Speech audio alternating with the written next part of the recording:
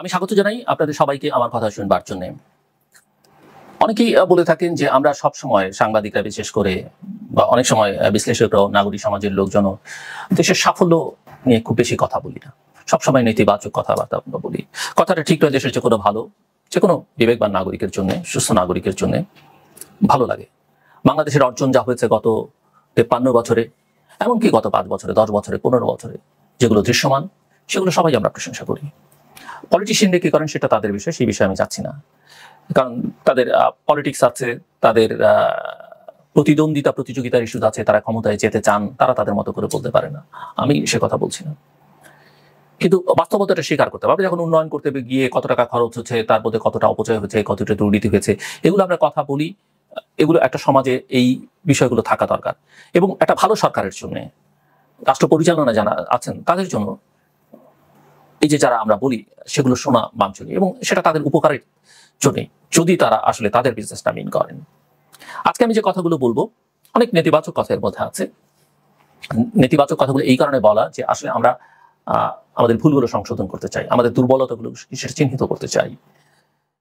অনেক সময় আমরা কথা বলি, অনেক বিশেষজ্ঞ কথা বলেন সরকারের তথ্য দিয়ে, কিন্তু কথাগুলো যখন বলা হয় সেটাকে নেতিবাচক ভাবে নেওয়া হয়, কিন্তু তথ্য কিন্তু সরকারের। আজকে আমি যে কথা বা তথ্য বলবো সেগুলো সব সরকারের।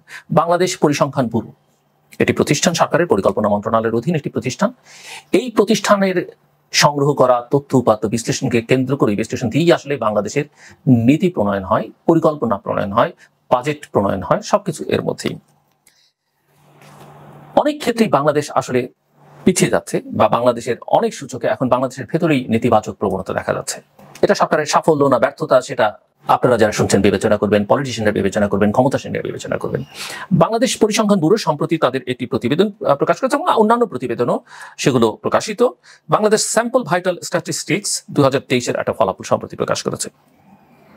এই ফলাফলের কতগুলো দিক আমি আপনাদের সামনে তুলে ধরতে চাই, খুব ছোট্ট করে, খুব বেশি সময় নেব। 17-18 কোটি মানুষের দেশ, 17 কোটি মানুষ সরকারের হিসেবে, 2.5 কোটি শিশু তরুণ শিক্ষার বাইরে আছে। আমরা নাকি স্মার্ট বাংলাদেশ করতে চাই, আমরা নাকি ডিজিটাল বাংলাদেশে। যদি আমি 2019 আর 23 এই সরকারের আমলের পার্থক্য দেখাই, তাহলে দেখবো আমরা 2019 সালে শিক্ষায় যুক্ত ছিল দেশের শতকরা 70.73% তরুণ, আর 2023 সালে সেটা কমে কমে এসে দাঁড়িয়েছে 59.28-এ। শিক্ষায় যুক্ত নয় এরকম তরুণের সংখ্যা ছিল 2019-এ 29.27, সেটা বাড়তে বাড়তে এখন এসে দাঁড়িয়েছে 2023 সালে 40.72।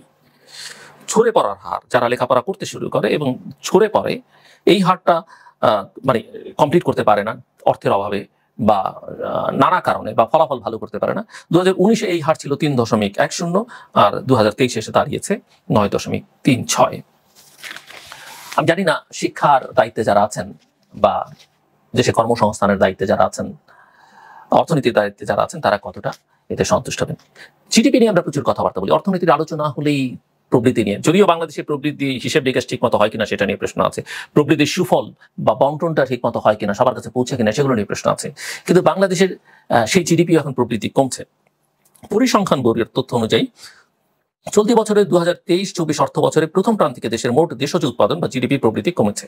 এই সময় প্রবৃদ্ধি হয়েছে 6.07%, আর আগের বছরের প্রথম প্রান্তিকে প্রবৃদ্ধি হয়েছিল 8.76%। গড় আয়ু, যেটা নিয়ে অনেক গর্ব আমরা করেছি যে আমাদের গড় আয়ু বেড়েছে, আমরা অনেকে যারা বেঁচে আছি বা মধ্যবয়সী বা তরুণ, তারা অনেকে আশান্বিত যে আমি অ্যাটলিস্ট গড় হিসাব করি আমরা যে এত বছর তো বাঁচবো, সেটাও বাংলাদেশের কমে যাচ্ছে সরকারের হিসাব অনুযায়ী, আমার কথা না। 2023 সাল শেষে দেশের মানুষের প্রত্যাশিত আয়ু কমে 72.3% নেমেছে, যা 2022 সালে ছিল 72.4%। অর্থাৎ প্রতিটি দশকে 60 সাল থেকে 18 সাল পর্যন্ত মানুষের গড় আয়ু বৃদ্ধি পেয়েছে, আর এখন সেটা কমতে শুরু করেছে।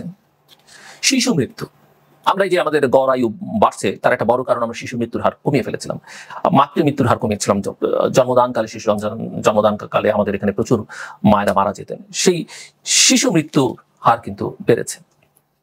স্বাধীনতার সময় বাংলাদেশে 1 বছরের কম বেশি শিশু মৃত্যু প্রতি হাজারে ছিল 141 জন। সেটা থেকে উন্নতির ধারাবাহিকতায় সর্বোচ্চ শিখরে বাংলাদেশ পৌঁছেছিল 2020 সালে, তখন হাজারে মৃত্যু ছিল 21 জন। সেই সাফল্য ম্লান হতে শুরু করেছে 2021 সাল থেকে। ওই বছর থেকে ধারাবাহিকভাবে 2023 সাল শেষে শিশু মৃত্যু বেড়ে হাজার এখন 27 জনে ঠেকেছে। বাল্য বিবাহ বেড়েছে, বাল্যবিবাহ কখন হয়? যখন বাবা মায়ের আর্থিক সামর্থ্য কমে যায়, যখন মেয়েদের লেখাপড়া হয় না। সমাজে এগুলো কোনো ভালো উদাহরণ নয়। এবং বাল্যবিবাহ সমাজের জন্য, একটা মেয়ের জন্য, কিশোরীর জন্য অত্যন্ত অত্যন্ত খারাপ, ক্ষতিকর দিক। সেই বাল্যবিবাহ বেড়েছে। 1 বছরের ব্যবধানে দেশে বাল্যবিবাহের হার বেড়েছে। স্যাম্পল ভাইটাল স্ট্যাটিস্টিক্স এর জরিপ অনুযায়ী, পরিসংখ্যান ব্যুরোর জরিপ অনুযায়ী 2023 সালে দেশে 15 বছরের কম বয়সী নারীদের মধ্যে বিয়ের হার ছিল 8.2%। 2023 সালে, 2022 সালে ছিল 6.5%। আর 18 বছরের আগে বিয়ের হারও বেড়েছে। গত বছর দেশে এই বয়সী নারীদের বিয়ের হার ছিল 41.6%। আর 2022 সালে এই হার 40.9%। নারীর প্রজনন হার কমেছে বাংলাদেশে। প্রজনন হার বলতে যেটা বোঝায় সেটা হচ্ছে যে 15 থেকে 59 বছর বয়সী একজন নারী কতজন সন্তান জন্ম দিতে পারে। এটা একটা নারীর সক্ষমতা, যা প্রাকৃতিকভাবে ঐশ্বরিকভাবে তার প্রাপ্ত, এবং এই ক্ষমতার কারণে নারীরা পুরুষদের চাইতে অনেকখানি এগিয়ে। সেই নারীর প্রজনন ক্ষমতা বাংলাদেশে কমছে। 2022 সালে নারীদের প্রজনন হার কিছুটা বেড়ে 2.20% দাঁড়িয়েছিল, কিন্তু বছরের ব্যবধানে 2023 সালে শেষের তা কিছুটা কমে দাঁড়িয়েছে 2.17%। জন্ম নিয়ন্ত্রণ পদ্ধতির ব্যবহারটা কমেছে। বাংলাদেশে একসময় জন্ম নিয়ন্ত্রণের জন্য প্রচুর ক্যাম্পেইন হয়েছে, সেটা সুফল দিয়েছে। জন্ম নিয়ন্ত্রণ পদ্ধতির ব্যবহার বেড়েছে, জনসংখ্যা কমিয়ে আনা বা ধরে রাখা সম্ভব ছিল, কিন্তু সেটা এখন সেই ক্যাম্পেইনও নেই এবং জন্ম নিয়ন্ত্রণ পদ্ধতির ব্যবহারটাও কমে গেছে। যেটা দেখা যাচ্ছে বিবিএস এর তথ্য অনুযায়ী, যে বর্তমানে দেশে জন্ম নিয়ন্ত্রণ পদ্ধতির ব্যবহারের হার 62.1%। 2022 সালেও যা ছিল 63.3%। সন্তান জন্মদানে অস্ত্রোপচার বেড়েছে আশঙ্কাজনক হারে। নর্মাল ডেলিভারির যে সুফল এবং অস্ত্রোপচারের মধ্যে কিছু সমস্যা থাকে, অনেক সময় জটিলতা তৈরি হয়, এবং তার চেয়ে বড় কথা হচ্ছে যে শিশুর বিকাশের ক্ষেত্রে অনেকে মনে করেন যে সেটা খুব একটা ভালো ফল দেয় না, যদিও এটি নিয়ে ভিন্ন মত রয়েছে। কিন্তু সিজারিয়ান সেকশন বা অস্ত্রোপচারের মাধ্যমে সন্তান জন্মদানের প্রবণতা আশঙ্কাজনক হারে বৃদ্ধি পেয়েছে। 22 সালের তুলনায় 23 সালে সিজারের ঘটনা 41.4% থেকে বেড়ে 50.7% দাঁড়িয়েছে। কিশোরী নারীদের মধ্যে সন্তান জন্মের হার বৃদ্ধি পেয়েছে, এটাও একটা নেতিবাচক, এবং একটা কিশোরীর মনস্তত্ত্বে শরীরের উপরে যথেষ্ট চাপ পড়ে। এমনিতেই বাল্যবিবাহ ভালো না, আমি আগেও বলেছি, সেটা যেমন বেড়েছে, আবার কিশোরীদের সন্তান জন্মদানের প্রবণতা বেড়েছে। 2022 সালের তুলনায় 2023 সালে 15 থেকে 19 বছরের বয়সী কিশোরীদের মধ্যে সন্তান জন্মের হার বৃদ্ধি পেয়েছে। বিবিএস এর জরিপ অনুযায়ী 22 সালে কিশোরী নারীদের মধ্যে সন্তান জন্মদানের হার ছিল 41.8%, আর 2023 সালে সেটি বেড়ে 43.53% দাঁড়িয়েছে। প্রতিবন্ধিতা বৃদ্ধি পেয়েছে, ডিসাবিলিটি বৃদ্ধি পেয়েছে। 2022 সালের তুলনায় 2023 সালে আশঙ্কাজনক হারে প্রতিবন্ধিতা বৃদ্ধি পেয়েছে। SVRS এর প্রতিবেদনে দেখা যায় 2022 সালে দেশে প্রতিবন্ধিতার হার ছিল 25.5%, আর 2023 সালে সেটি বেড়ে 28.2% বেড়েছে। একটাও আমার কথা নয়, একটাও কোনো বেসরকারি গবেষক, প্রাইভেট গবেষকের কথা নয়, কোনো থিঙ্ক ট্যাঙ্কের কথা নয়, সবই সরকারের পরিসংখ্যান ব্যুরোর তথ্য, এবং যেটা পরিকল্পনা মন্ত্রণালয়ের অধীন। দীর্ঘ হচ্ছে শিক্ষিত বেকারের মিছিল। ভারতেও কিন্তু একই কাজ হচ্ছে, তরুণ বেকারের সংখ্যা বাড়ছে। একদিকে শিক্ষিত তরুণ হচ্ছে না, শিক্ষার হার কমে যাচ্ছে, অন্যদিকে বেকারের হার বৃদ্ধি পাচ্ছে। দেশে গত বছরের শেষ 3 মাসে বেকার জনগোষ্ঠীর সংখ্যা বেড়েছে 40,000। অক্টোবর ডিসেম্বর প্রান্তিক শেষে দেশে বেকারের সংখ্যা বেড়ে হয়েছে 33 লাখ। এর মধ্যে পুরুষ বেকারের সংখ্যা 15,70,000 আর নারী বেকারের সংখ্যা 7,80,000। বিবিএস এর সর্বশেষ শ্রমশক্তি জরিপে এই তথ্য উঠে এসেছে। শিক্ষা, প্রশিক্ষণ ও কাজ নেই 40% তরুণের। শিক্ষা নেই, কাজ নেই, কোনো ভোকেশনাল ট্রেনিংও নেই। বাংলাদেশে প্রায় 40% তরুণ হচ্ছে নিষ্ক্রিয়, যাদের কোনো ভূমিকা নেই। কত ভয়াবহ চিত্রটি দেখেন। SVRCর প্রতিবেদন অনুযায়ী দেশে শিক্ষা, কর্ম এবং প্রশিক্ষণে নেই এমন তরুণের সংখ্যা 39.88% হয়েছে। এই জনগোষ্ঠীর অধিকাংশই নারী। তরুণদের মধ্যে মাত্র 18.35% অলস, আর তরুণীদের মধ্যে এই হার 60.85%। মৌলিক চাহিদা মেটাতে, আমরা জানি আমাদের মৌলিক চাহিদা অন্ন, বস্ত্র, শিক্ষা, চিকিৎসা, বাসস্থান। এই চাহিদা মেটাতে ঋণ করে প্রায় 26% পরিবার, দেশের 26% পরিবার ঋণ করে চলে। বাংলাদেশ পরিসংখ্যান ব্যুরোর খাদ্য নিরাপত্তা পরিসংখ্যান 2023 প্রতিবেদন অনুযায়ী দেশের 1/4 পরিবার খাদ্য, বাসস্থান, চিকিৎসা, শিক্ষার মতো মৌলিক চাহিদা মেটাতে ঋণ করছে। এক্ষেত্রে শহরের চেয়ে গ্রামের মানুষই বেশি ঋণ করছে। খাদ্য নিরাপত্তায় কোটি মানুষ।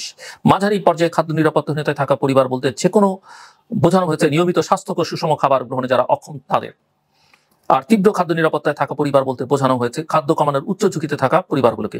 বিবিএস এর বাংলাদেশ পরিসংখ্যান ব্যুরোর হিসেব অনুযায়ী জরিপকালে দেশে প্রায় 22% পরিবার মাঝারি পর্যায়ের খাদ্য নিরাপত্তা ছিল, আর 0.82% পরিবার তীব্র খাদ্য নিরাপত্তাহীনতায় ছিল। একবেলা খেয়ে পরের বেলা তার খাবার জুটবে কিনা এটি জানে না দেশে 34 লক্ষ মানুষ। সরকারের তথ্য, আমার নয়। খাদ্যের মতো মৌলিক চাহিদা পূরণ বেশ কঠিন হয়ে উঠেছে অনেকের জন্য। একবেলা খাবারের শেষে পরের বেলা চালের জোগান নেই, শুধুমাত্র চালের জোগান নেই, অন্য কথা তো বাদই দিলাম আমরা। দেশে এমন পরিবারের হার 2%, আটা মজুদ থাকে না 60% পরিবারের, নিত্য পণ্যের মধ্যে ডালের সংস্থান নেই 19% পরিবারের। বাংলাদেশ পরিসংখ্যান ব্যুরোর খাদ্য নিরাপত্তা সংক্রান্ত জরিপের চূড়ান্ত প্রতিবেদনে এই তথ্য উঠে এসছে।